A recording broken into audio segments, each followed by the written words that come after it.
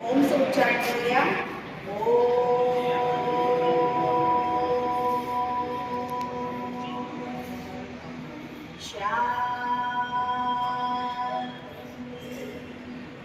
म्हणा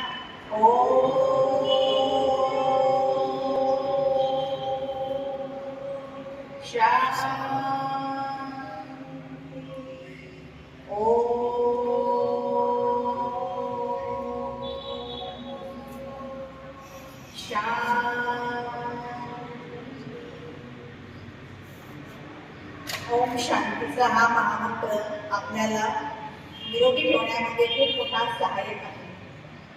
आजचा कार्यक्रम या ठिकाणी राष्ट्रीय पत्रकार दिनानिमित्त मी सर्व पत्रकार बंधूंना शुभेच्छा देते आमच्या मॅडम. आणि आजचा हा दिवस विशेष म्हणजे आजच्या जीवनामध्ये धकाधकीमध्ये जे काही आपण जीवन जगत आहे, बऱ्याच काही उदाहरणे आपल्या जीवनामध्ये होत राहतात आणि त्यामुळे आपण त्यांचा सगळा ताणतणावाचा असर आपल्या शरीरावरती बघतो आणि शरीर हे निरोगी न राहता रोगी बनत जातं. आणि तेव्हा आपण निरोगी बनतो आपल्याला स्वतः समजत नाही. आणि त्यामुळे आज मी समजते या ओरिजिनल पत्रकार ग्रुप जो आहे त्यांना हा ओरिजिनल संकल्प खूप चांगला आलेला आहे की त्यांनी स्वास्थ्याचा विचार केलेला आहे. म्हटलं जातं की जर शरीर स्वस्थ असेल आपलं तर आपण सर्व काही करू शकतो. पण आज शरीरच खराब असेल, निरोगी नसेल, आपण रोगी असेल आणि आजारी असणार तर आपण कोणतंच कार्य चांगलं करू शकत नाही. त्याच्याकरता सर्व पहिले सुख म्हणजे आपलं शारीरिक सुख हे सगळ्यात पहिलं मानलं जातं. पण म्हणतात की धन गया तो कोई बात नाही, धन गया तो बहुत कुछ गया. कारण की शरीर आपली सगळ्यात पण संपत्ती आहे. ईश्वराने आपल्याला मुफ्तमध्ये दिलेली आहे. पण फक्त आपण त्याचा चांगला सांभाळ केला पाहिजे. आणि सांभाळ करण्याकरता अध्यात्म हे खूप मोठं पूरक आहे. त्याच्याकरता आपल्या विद्यालयाद्वारे एक चांगला राजयोग शिकवला जातो. राजयोगाच्या माध्यमातून आपण आपलं मन संतुलित ठेवू शकतो. आणि जसं मन संतुलित आहे तन ॲटोमॅटिक संतुलित राहतं. आणि राजयोग म्हणजे आपल्या शरीरावरती, आपल्या शरीराच्या कर्मेंद्रियांवरती राज्य करण्याचा हा योग. आणि म्हणून म्हटलं जातं ना योगक्षेमम महामहिम. योगाची महिमा खूप अनंत आहे. मग तो शारीरिक योग असेल नाहीतर मानसिक योग असेल तर हा योग आपण जेव्हा रोज करतो तर सकाळी उठून जर आपण स्वतःचं चिंतन केलं की मी शरीर नाही आहे पण मी एक तेजस्वी चमकणारी आत्मा आहे, सितारा आहे जो आपल्या दोन्ही भुकोटीमध्ये निवास करतो.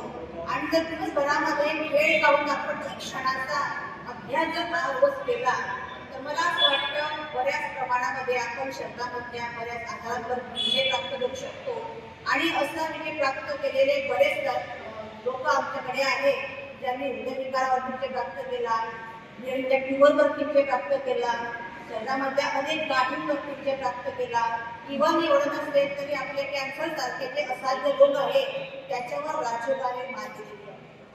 म्हणून राजयोगाचा अभ्यास जर आपण इथं बसलेल्यांनी जर थोडा केला तर मी समजते आपण आपल्या शरीराला स्वस्थ करू शकतो.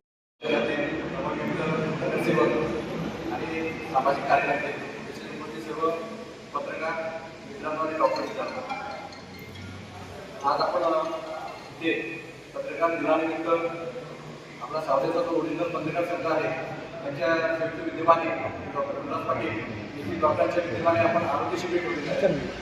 सर्वप्रथम हे सर्व ओरिजिनल पत्रकार संघाचे जे सर्व सदस्य आहेत संचालक मंडळ सदस्य त्यांचं अभिनंदन करतो आणि त्यांना शुभेच्छा पण देतो.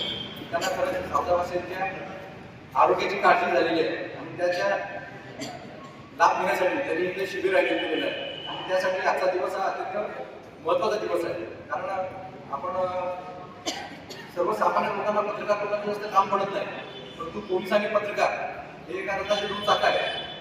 म्हणजे लोकशाहीचा जो चौथा स्तंभ आहे तो चौथा स्तंभ म्हणून आपण पत्रकार लोकांना आपण बघत असतो. आपण इथं बघत असाल तर सर्व पत्रकार बंधूंनी अत्यंत चांगल्या पद्धतीने नियोजन करून आणि सावधावासींच्या आरोग्याची काळजी घेऊन हा कॅम्प आयोजित केलेला आहे.